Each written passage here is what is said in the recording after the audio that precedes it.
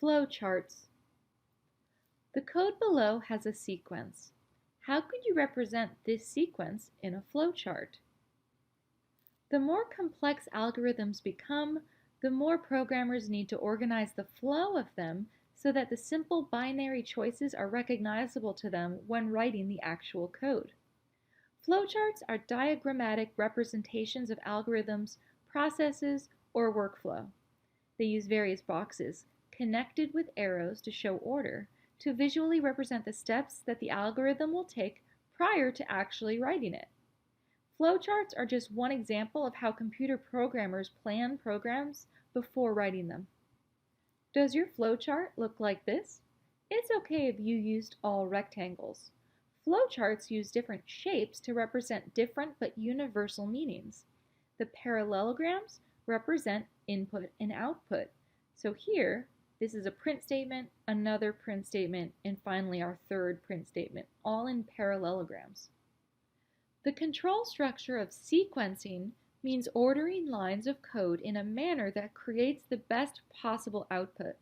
By sequencing lines of code, we are able to create longer, more involved programs. Let's look at this example. We set x equal to 10. Then we ask the question, is x greater than 5? Since 10 is greater than 5, we follow the true arrow and we print x is greater than 5.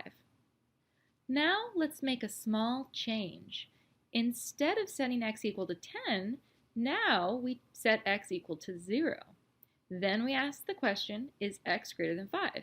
Since 0 is not greater than 5, this is false. So we follow the false arrow. Previously, if the condition was false, nothing printed out. Below, we have updated the flowchart with a second print statement. The program will output x is not greater than 5 if the condition is false. So far, our flowcharts have shown the sequencing of lines of code and conditional statements, but we can also show iteration. The flowchart below shows a question as the condition to determine if the program will continue to run.